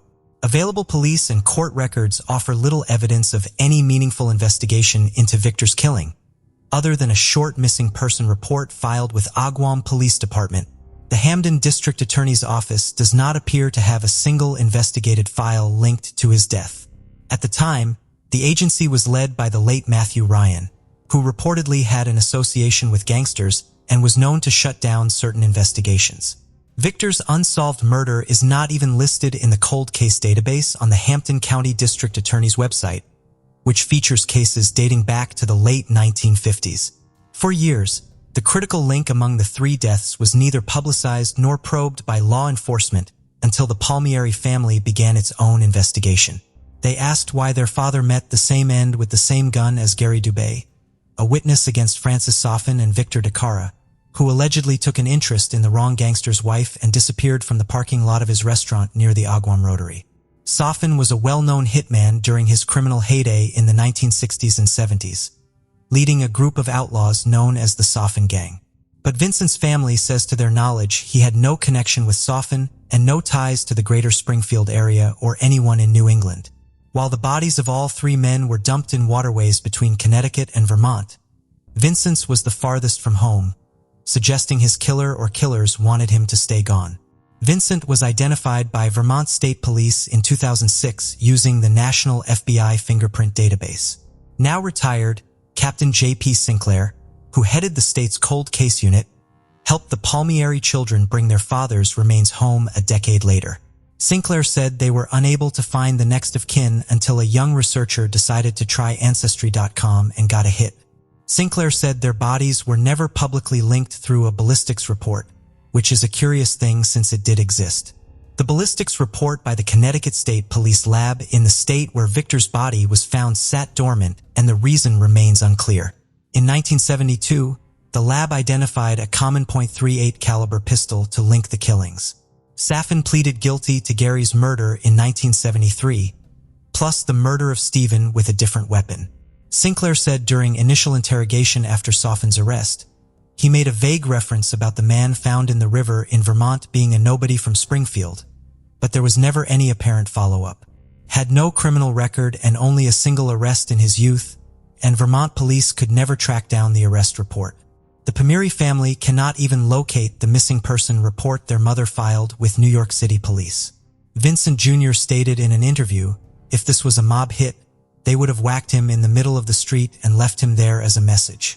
That's how the mob does that. This wasn't that. In 2019, a 48-year-old woman from New Jersey approached the Palmieris to inform them they shared the same father. She said she made the discovery through a DNA test ordered on the internet. According to the Palmieris, the woman's mother initially denied any connection to the late Vincent Palmieris Sr. in interviews with police. But Vincent Jr. said she later admitted to her daughter that she knew his father. The woman's mother had been married to a man with a long criminal history who raised Palmer's child as his own. However, the woman's mother and stepfather has since passed away. Vincent's family has been told that the records repository where any documentation may have been held was washed away by Hurricane Sandy in 2012. Nobody has ever been arrested for Vincent's death, and the case remains unsolved. Lynn Catherine Schulz was born February 9, 1953, and grew up in Connecticut. After graduating high school, Lynn went on to enroll at Middlebury College. On December 10, 1971, the 18-year-old freshman had an end-of-the-semester exam in her English drama class that she had been studying hard for. Around noon, she was seen at a local food store called All Good Things on Court Street in Middlebury buying dried prunes. Soon after, she was seen standing outside of the store eating the prunes near the bus stop. Strangely, she told a fellow student at the bus stop that she was going to take a bus to New York, although the bus had already left. The next time she was seen was 12:45 p.m. in her dorm room by a fellow student that was also scheduled to take the exam. She left her room at 12:55 p.m. When she was on her way with her friends to take the final exam, she said she had forgotten her favorite pen and was going to go back to get it. The exam was scheduled for 1 p.m., but Lynn never showed up. At 2:15, Lynn was seen by a fellow student standing on Court Street, across the street from the All Good Things store, and back at the bus stop where she'd been earlier. This would be the last time anyone saw or heard from her. She left her identification, checkbook, and all her personal belongings behind in her dorm room when she vanished. Campus security was notified of her disappearance 2 days after she was last seen, but her parents were not notified for a week. Lynn had mentioned the idea of faking her own death and starting a new life prior to her disappearance, but her friends did not take her seriously. In the letter she wrote frequently to family and friends back home, she admitted she felt homesick and had considered withdrawing from school. However, she never indicated she was planning on dropping out of sight leaving college before the autumn term was over. She had also already registered for her spring semester classes. Her relatives don't believe she was unusually distressed. She took her English drama class seriously, had perfect attendance, and studied hard for her final exam, which she never made it to. Although her academic performance at Middlebury wasn't as good as it had been in high school, she wasn't failing any classes either. There were several possible sightings of Lynn after her disappearance, but none of them were confirmed. The store she was last seen at, All Good Things, was owned by none other than Robert Durst. If you are unfamiliar with Robert Durst, he lived in the Mandalbury area for about 2 years and was the heir and son to a wealthy New York City tycoon. Before I continue with Robert Durst, if you don't want me to spoil his story, go watch The Jinx on HBO. I highly recommend it. Robert Durst had a long history of death surrounding him. His first wife, Kathy Durst, would go missing in 1982. His neighbor in Texas was found dismembered, and Durst was later charged with the crime but acquitted, and his best friend, Susan Berman, was found shot to death in her California home, and in 2015, he was arrested and charged in her death. He was also the suspect in the disappearance of Karen Mitchell from Eureka, California in 1997. In July 2012, police received a tip that Durst had owned All Good Things in 1971 where Lynn was last seen. However, they did not reveal this detail publicly until Robert Durst's arrest made headlines a few years later. As of today, Lynn has never been found and this case remains unsolved. Brianna Alexander Maitland was born October 8, 1986. On her 17th birthday, she decided to move away from her parents' farm to be closer to her friends. She transferred high schools and lived in and out of several of her friends by the end of February 2004. She had dropped out of school and moved in with her childhood friend, Jillian, in Sheldon, Vermont. She then enrolled in a GED program and began working 2 jobs as a waitress and a dishwasher. On March 19, 2004, Brianna passed her GED exam and she and her mother had lunch to celebrate. Brianna was in good spirits and spoke of plans to attend college part-time. After lunch, Brianna and her mother spent the afternoon shopping and running errands. While waiting in the checkout line of a store, her mother said something outside caught Brianna's attention. She told her mother she would return shortly and left the store. When her mother Kelly met her in the parking lot, she noticed that Brianna seemed shaken and agitated. Not wanting to pry, her mother didn't ask what had happened and dropped Brianna off at home between 3:30 and 4 p.m. This was the last time she saw her daughter. At some point before leaving for her work shift, Brianna left a note for her roommate saying she would return after work that evening. The last time she was seen was leaving her dishwashing job at the Black Lantern Inn in Montgomery, Vermont at 11:20 p.m. Her coworkers asked her to have dinner with them, but she declined because she was tired and had to get up early to go to her second job as a waitress. When she didn't arrive home, her roommate thought she might have moved back in with her parents. As several days passed, her roommate decided to call Brianna's parents, and that is when she was told that Brianna wasn't there and a missing persons report was filed. Brianna's 1985 sedan was found on March 20th, the day after she was last seen, off East Berkshire Road and Route 118, across from Dutchburn Farm Road, back into an abandoned farmhouse. This location is only a mile from the Black Lantern Inn where she was working the night she was last seen. 2 of her uncashed paychecks were on the front seat of the car.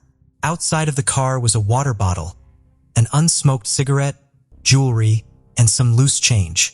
A woman's fleece jacket was also found in a field near Brianna's car, but it apparently did not belong to her. Her car had minor damage and had apparently backed into the building and punctured a hole in the wall. The trooper assumed the car had been abandoned by a drunk driver, and a towing company took the vehicle to a local garage. Investigators later believed the accident may have been staged. Police did not initially report the abandoned car to Brianna's mother, who was the registered owner. Her mother did not learn about the discovery of the car until 5 days afterward.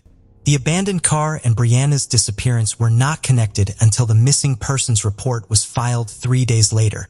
There has been some speculation that Brianna's disappearance is related to the disappearance of Mara Murray, a nursing student from Massachusetts who vanished February 9, 2004 in Haverhill, New Hampshire after getting into a car accident.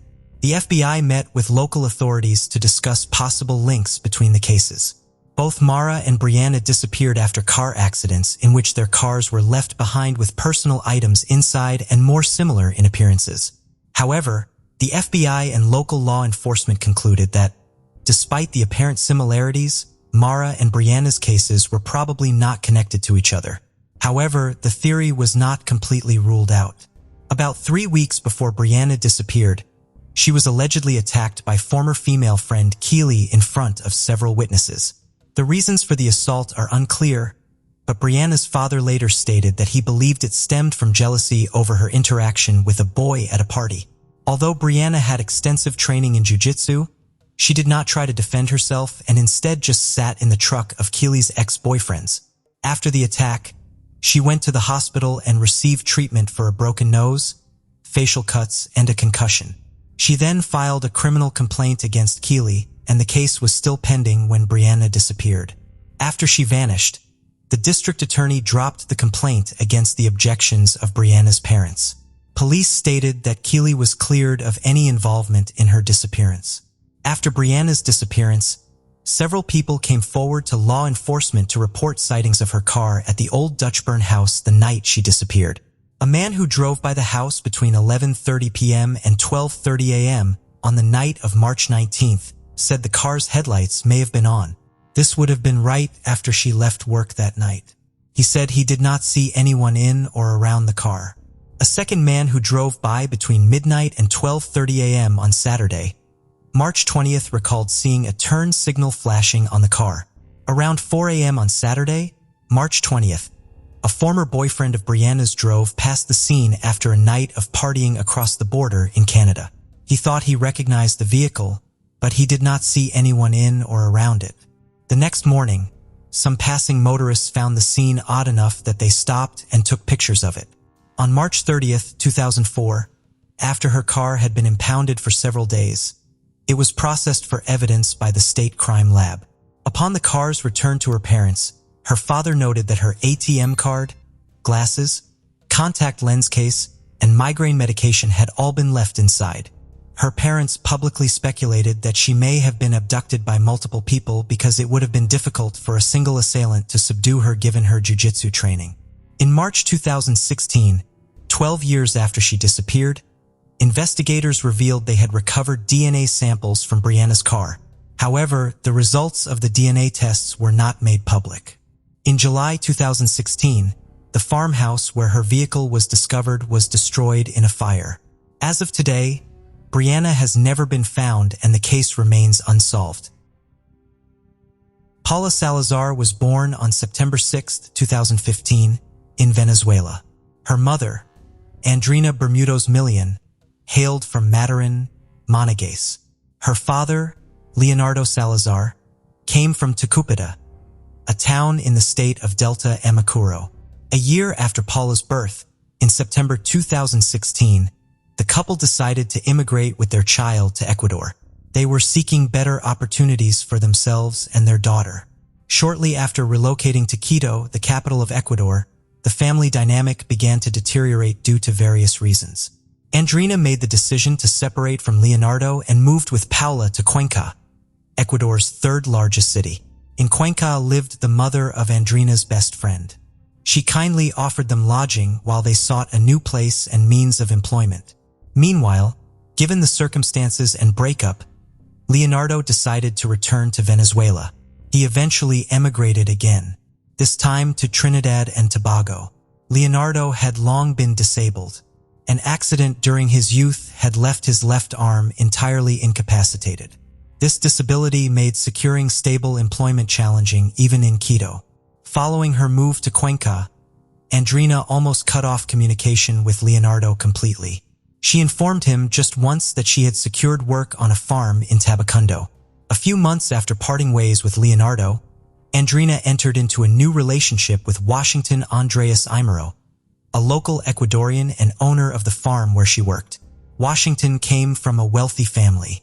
When Paula reached about 18 months old, Andrina moved in with Washington along with Paula.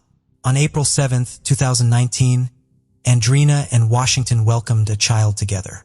This marked a period of happiness and unity for the family. However, Everything changed dramatically on March 27, 2020. An event occurred that profoundly impacted all involved parties' lives. During that period, the family was living well, enjoying each day on the farm, and everything seemed to be going smoothly. One day, decided to take to the flower plantations by car. However, en route, the girl became very ill. She felt dizzy and began to vomit. Left with no choice, Andreas stopped at a public restroom. As soon as they entered the restroom, vomited again. Andreas decided to leave her alone for a few minutes while he went back to the car to retrieve a change of clothes since hers were dirty. Upon his return, he found Paula lying with her head in the toilet bowl. He immediately pulled her out and attempted first aid before rushing her to the hospital. When the 4-year-old was handed over to medical professionals, she showed no signs of life. Doctors declared Paula deceased after performing an initial examination. They quickly noticed inconsistencies in Andrea's story. For instance, they observed bruises on her body and face that did not match his account. Medical protocols require doctors to notify police in such situations, which they did right away. Police arrived shortly thereafter and arrested Andreas as a suspect in Paula's death. Although he claimed she had drowned in the toilet bowl, the autopsy revealed a more troubling reality. Tests showed that Paula had been dead for approximately 24 hours when she arrived at the hospital. This contradicted Andreas' timeline of events. He stated that he had given her first aid and cardiopulmonary resuscitation just 20 minutes before taking her there. Moreover, the autopsy uncovered severe injuries, several broken ribs, multiple microtraumas, a cracked spine, and sepsis, all contributing factors to her death.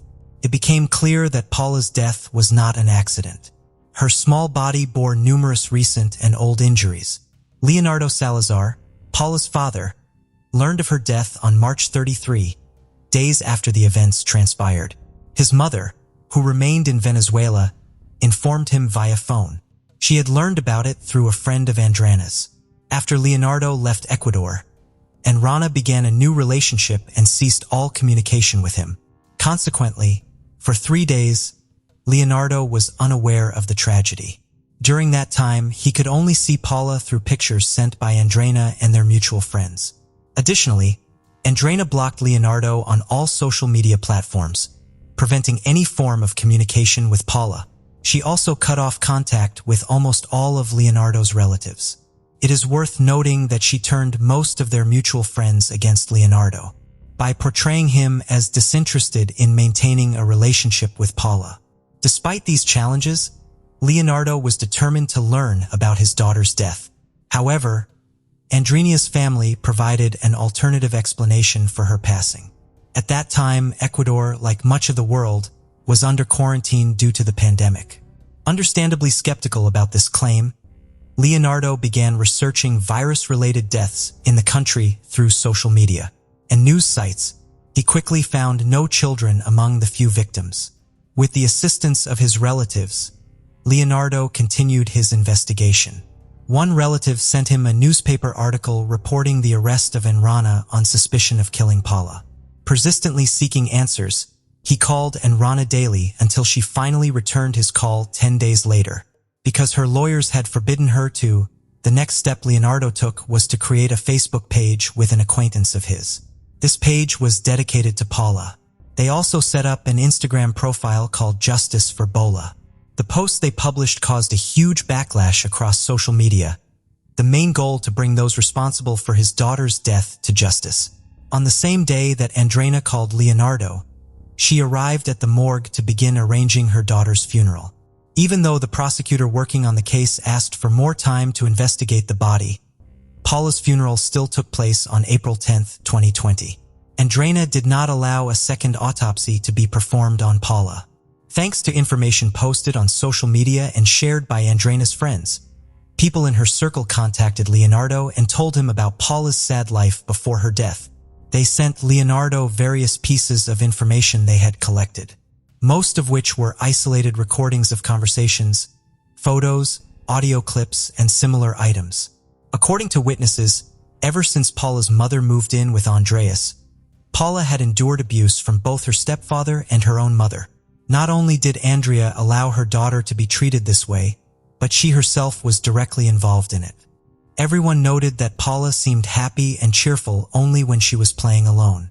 In the presence of her stepfather, she appeared depressed, acted shy, and became suddenly very fearful. At one point, the little girl told people she trusted that her mother and stepfather would beat her if she misbehaved. One day she even confessed that, as punishment, Andreas pushed her into a wall where she hit her head. Paula referred to her stepfather as nothing less than a monster and was undoubtedly very afraid of him. She constantly had nightmares and suffered from insomnia at a young age. The couple initially preferred that the girl, who was 2 years old at the time they moved into the stepfather's home, sleep alone when falling asleep. Paula often cried, but no one paid any attention to her. Additionally, her mother and stepfather forced her to manage on her own without assistance. Moreover, her mother, Andrena, had been teaching her how to cook since she was 2 years old, which seemed unreasonable. Paula was compelled to prepare her own breakfast and dinners because her mother preferred to sleep in the mornings and take a break from caregiving in the evenings. She simply did not want to care for her daughter. Andrena did not mind that Paula had to handle the oven by herself despite the inherent dangers. At preschool, where Andrena had enrolled Paula, the girl frequently complained of pain in her legs and back, and often mentioned she could not walk. Her constant complaints, along with the bruises on her body, prompted the teacher to show her to doctors at a health center. After an examination, they concluded that Paula was being mistreated at home.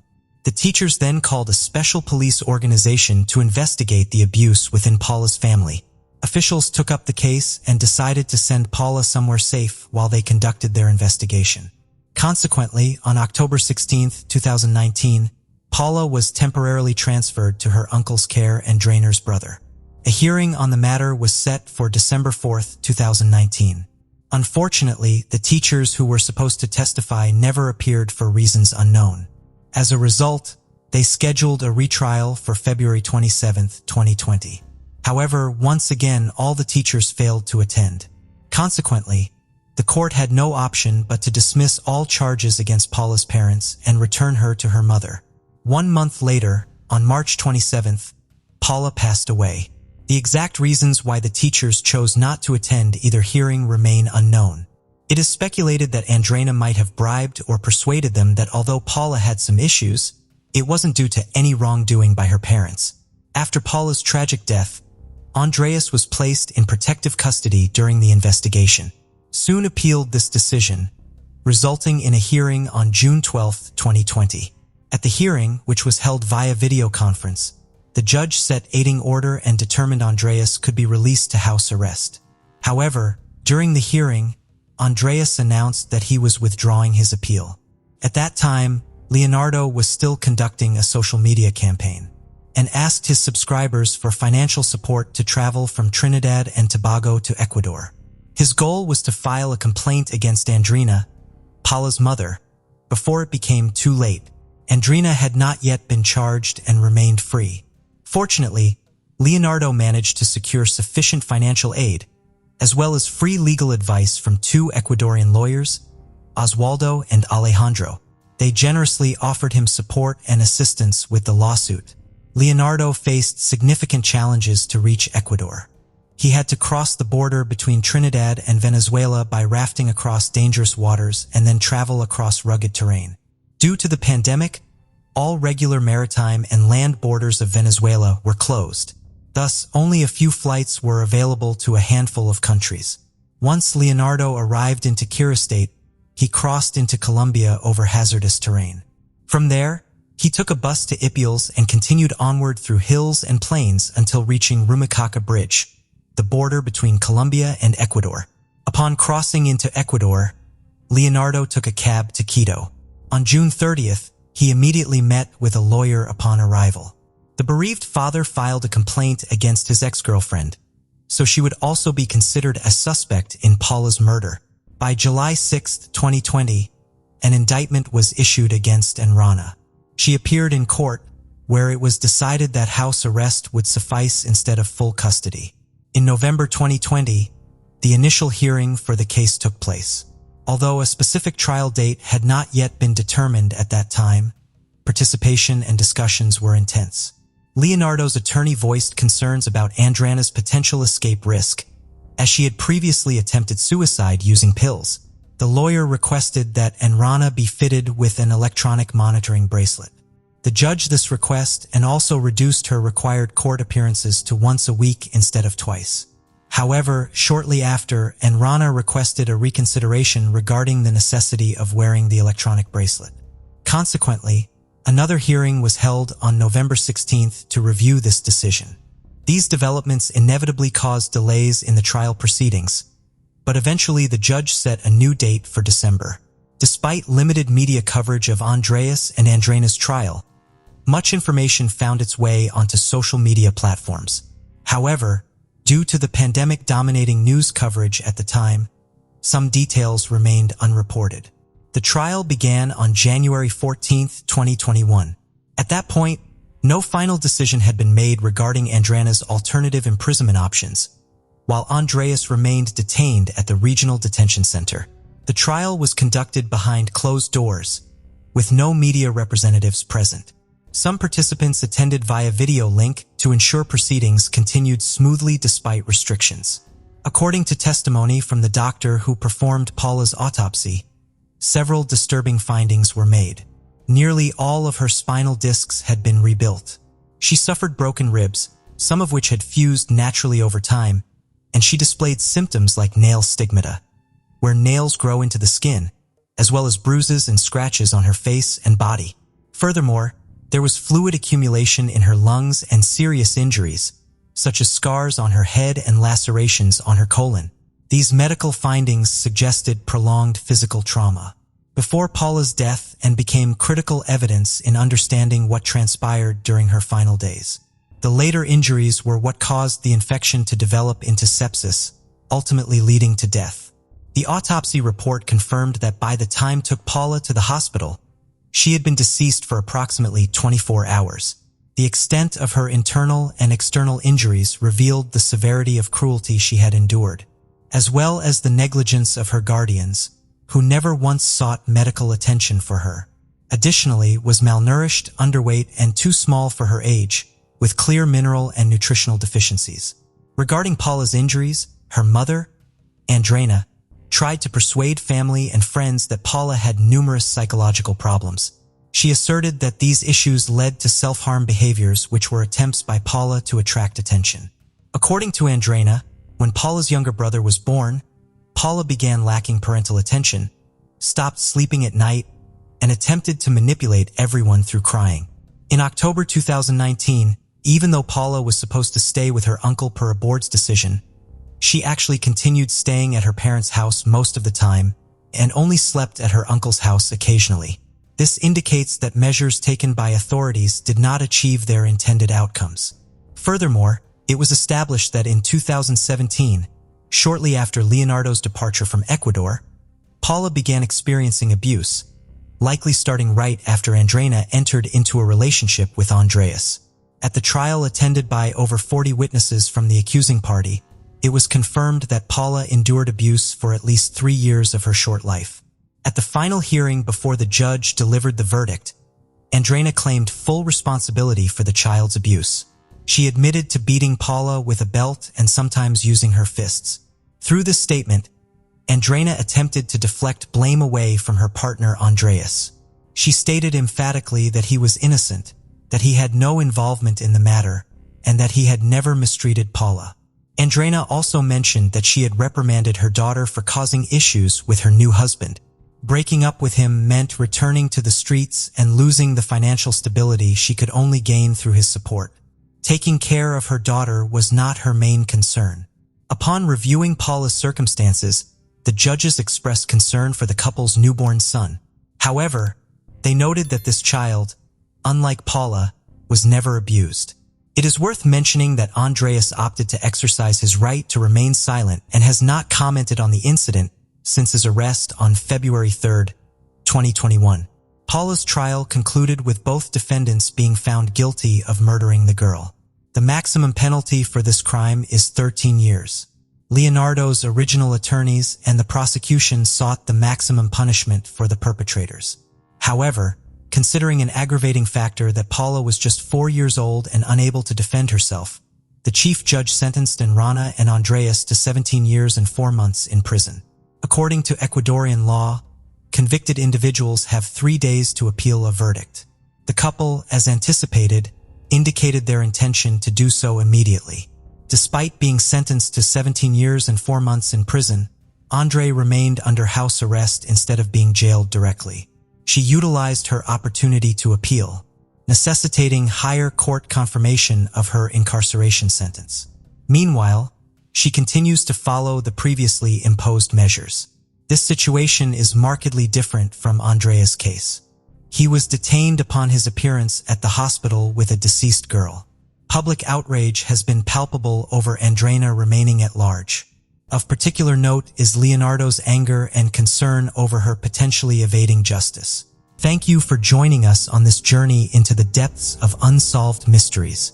Cold cases not only challenge our understanding of the past, but also ignite our curiosity and determination for answers. Remember to subscribe to stay updated on our latest investigations. And if you have any information regarding the cases we've covered, don't hesitate to reach out. Together, we can shed light on the shadows of the past and bring closure to those who seek it. Until next time, stay vigilant, stay curious, and never stop seeking the truth.